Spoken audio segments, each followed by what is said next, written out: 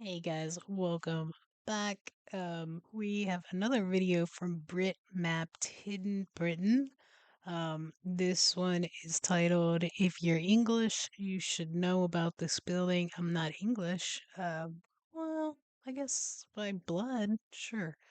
Um, but I am super interested in this. It looks like a really cool building from the outside. Looks super old, especially based on some of these headstones here.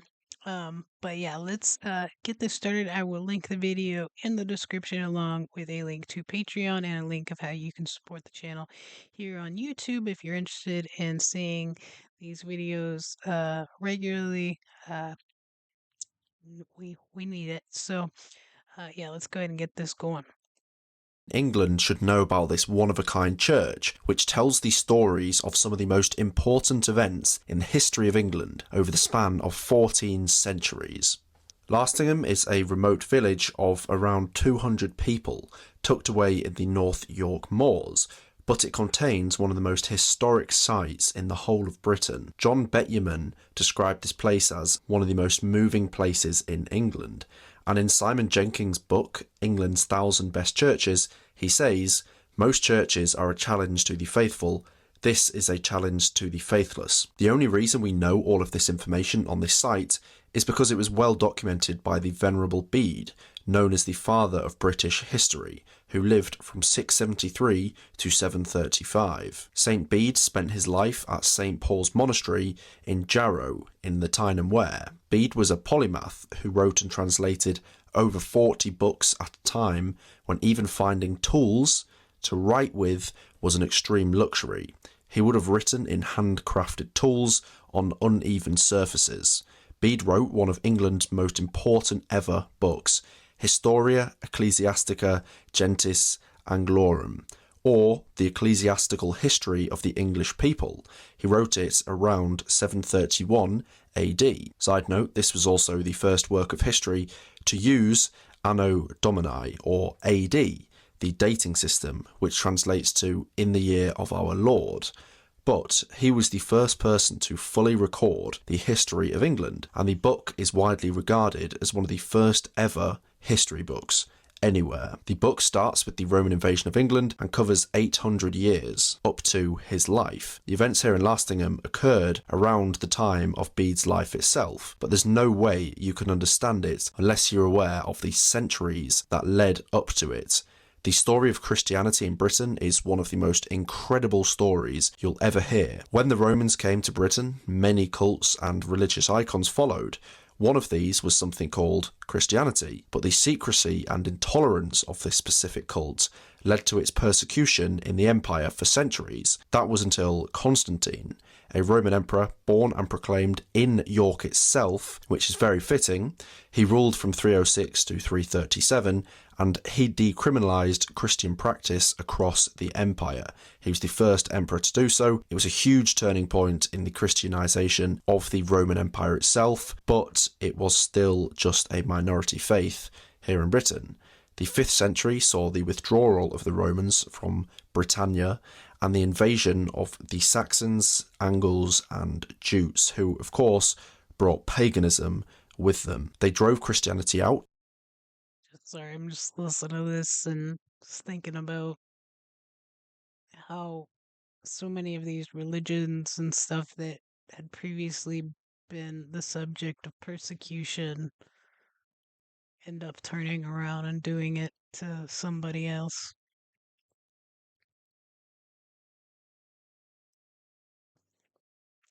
Know your history, learn from the past, guys.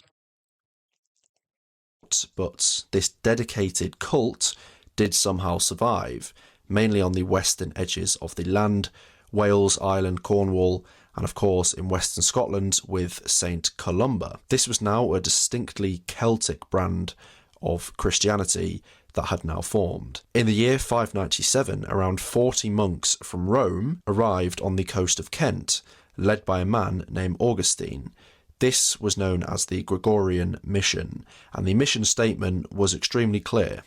Get to Canterbury, convert the Anglo-Saxon King Ethelbert to Christianity. They targeted Ethelbert because his wife Bertha was in fact a practicing Christian herself. The king was converted and others in his kingdom soon followed suit, as was tradition. Augustine was said to have baptised thousands on Christmas Day in 597. He subsequently became the first Archbishop of Canterbury. The role to this day is the most powerful role in the Anglican Church. But the Celtic Christians of Britain did not welcome this change. They disagreed with the international Roman brand of their religion. This rift soon came to a crescendo in one of the most important events in British history, the Synod of Whitby. Supporters of the Celtic Rite and supporters of the Roman Rite of Christianity, of course, met at a council in the Kingdom of Northumbria at what is now Whitby Abbey. The main debate was over the dating of the observance of Easter, which they disagreed upon. Ultimately, the Synod of Whitby ended in King Oswu ruling that the kingdom would accept the Roman observance of Easter instead of the Celtic observance. This was a major step in the Romanisation of the Church in England, the effects of which still exist to this day. But the outcome of the council meeting was only possible because of one man. You see, the participants could not understand each other, as Latin, Old Irish, Old English, Frankish and Old Welsh were all spoke. Bede recounts that a man named Ched, with remarkable linguistic talent, interpreted for both sides, making him the key figure at the negotiation table. His skills were actually seen as a sign of the presence of the Holy Spirit. Ched was a Northumbrian evangelist, born in the 620s, who was raised on the holy island of Lindisfarne by Aidan of Lindisfarne, a Celtic Christian who was credited for converting the Northumbrian Anglo-Saxons to Christianity. But it was here in Lastingham, the King of Deira appointed Ched to create a monastery. Ched undertook a 40-day fast on this very location that I'm standing on to purify the site, and he occupied the position of Abbot of Lastingham for the remainder of his life, calling this place his monastic base and spiritual home. Bede noted, in accordance with the king's wishes, Ched chose a site for the monastery among some high, remote hills, which seemed more suitable for the dens of robbers and haunts of wild beasts than for human habitation. His purpose in this was to fulfill the prophecy of Isaiah. In the haunts where once dwelt dragons, with reeds and rushes, and he wished the fruits of good works to spring up where formerly lived only wild beasts, or men who lived like beasts. So even though this is now a quaint little village in the moors, he had founded a monastery here in the land of robbers and wild beasts in an attempt to evangelise in the darkest depths of England. Soon after abandoning his Irish Christian practices and accepting Roman observance of Easter, Ched returned to the monastery here. He fell ill with the plague and died on the 26th of October, 664. Quick side note, the plague was so prominent at this time that 30 monks travelled up here from Essex when Ched had died. All but one little boy died themselves from the plague. Some people also reverted back to paganism, which Bede said was due to the brutality of the plague itself. But the vastly influential Ched, who by the way has a town named after him in Suffolk, where he did most of his evangelising, was now dead. He was buried in a grave here on this site until the first stone church was built in the monastery here in 725 AD.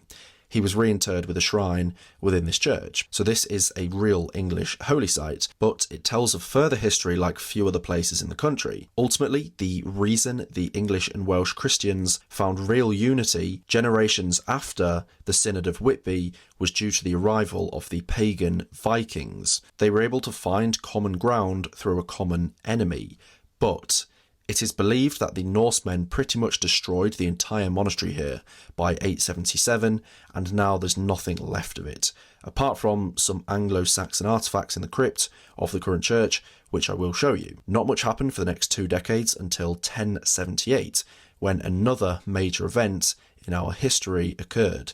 Of course, the arrival of the Normans. William the Conqueror gave permission for a new church to be built here at Lastingham by Benedictine monks from Whitby, led by St. Stephen of Whitby. You can actually walk in the church and down into the crypt that was built by the Normans. They built it where they believed Ched's body had been laid to rest, and this crypt is the only Norman crypt in England with a nave apse and side aisles. The church claims it's the oldest Norman crypt anywhere on the planet. You can see the thick Romanesque columns from this period. Within the crypt, there are pieces of a Saxon preaching cross found in the 1800s on this site, which is believed to have been part of Ched's original church, and also numerous Celtic carved stones from Ched's time that would have been part of a shrine. There's also some stone altars that date all the way back to Roman times that were likely reworked by the Anglo-Saxons. So this is just pure history right here. However, the monks only lasted 10 years here, likely due to the remoteness of the place. They left the monastery here unfinished and actually moved to York and founded the Great St. Mary's Abbey, also of the same name of this church, and you can find that abbey in Museum Gardens in the centre of York. This went on to become... Can you imagine working on something for 10 years and then just being like, and we're not done, but like, we're done. Jeez. the richest abbey in the north of England, with a yearly value of over £2,000 in 1539, which is about 1.7 million now. So technically, that could have been on this site here had they not moved. Until 1299, this church was actually given to St. Mary's in York due to their connection, but the story is not over. How did the church get to its present day state? The Norman monastery lay decaying here for years until 1228, when a new parish church was built on the exact same site. This is when the basic outline of what you see today above ground came into existence, with the eastern rounded apse and the square western tower built in the following centuries. However, it all changed once again for the worse. The originally Catholic Church had now become Anglican after the English Reformation, when Henry VIII declared he was the head of the Church in England, not the Pope. The church slowly deteriorated again and was in a poor state by the early 17th century. Fortunately, a man named Thomas Ferris was once born here in Lastingham in the year 1569. He went on to become a wealthy shipmaster and even the mayor of Hull in 1620, but he never forgot his roots. He fully rebuilt this cradle of English Christianity in a philanthropic gesture so common across the history of England, and it's thanks to him that you can still observe the site to this day. Just remember, all across the country, at many of these historic important locations of our history, a lot of them only exist because of great men and women who came before us, who took great care in the country and its heritage. Saying that, another interesting fact about this church is that in the 17th century, cockfighting was said to have regularly taken place within the church, with or without the knowledge of the churchwarden. But the last major restoration of St. Mary's Church here was in 1878 for a rather emotive reason. In the churchyard you can find the grave of a Sidney Ringers. He was the man responsible for this 1878 restoration, and he did it in honour of his daughter, who tragically passed away on her 7th birthday after choking on a cherry stone. It was in this restoration that the magnificently unique stone-vaulted roof was added, under the guidance of none other than John Loughborough Pearson, who in his day was the very best at the art of vaulting, which in layman's terms is the arched roof kind of thing that you see above. He works on over 200 major ecclesiastical buildings in England and multiple other countries around the world, and he's now buried in Westminster Abbey. This one was another of his masterpieces. Lastly, hiding away in the back of the churchyard, you can find the grave of a George Otterburn Strickland, with one of the most unusual deaths you'll ever hear. You'll actually find many Stricklands in this graveyard. That's one thing I found, as they were an old established local farming family living at Manor House nearby. George was at this house on the evening of the 7th of October 1943. Elsewhere, part of Squadron 408 of the Royal Canadian Air Force had taken off from RAF Linton on Ouse, heading for Stuttgart on a bombing mission, of course. It was the squadron's first operational flights since converting to the Lancaster bombers. One of the squadron, Flight Sergeant J.D. Harvey, only had 37 flying hours on this plane, and only 331 in total, which is not a lot at all. He completely lost control immediately after takeoff, as it's believed the autopilot had been accidentally switched on prior to takeoff without the pilot noticing. The plane came down with all of its bombs in the field adjoining George's farm. The blast from a 4,000-pound high-capacity bomb actually blew the farmhouse door down, and if you've seen a real farmhouse door, you'll know how imposing they are. The door actually fell on top of the 53-year-old George, trapping and killing him. The verdict on his death was death by misadventure. So even the Second World War, another major event in British history, managed to find a way to include this great church. This is the story of Britain, so rich in history that you would never even know about it unless it's pointed out to you. A parish church built on top of a Norman church, built on top of a 7th century monastery. That's all for this video. Please do like the video if you appreciate the work I have done here. Everyone in... Oh, really good video, guys. That was really interesting. Just when you think it was like gonna come to an end, and like you'd find out something else wild that happened there. I would love to go there and just kind of walk around the and look at the tombstones. There's some kind of older, I mean, for here, older tombstones and stuff in a cemetery, not super far. And actually, if you look in some of my videos, you'll find some shorts of me walking around and just checking out some of the old tombstones and the dates and stuff. I just think it's interesting. But yeah, really good video. I'm really enjoying these Brit mapped Hidden Britain videos. Hopefully you guys are as well. If so, please like the video, please subscribe. Um, Consider supporting the channel and becoming a member. But yeah, just appreciate you guys watching and being here, and I hope that you all have a wonderful, wonderful day.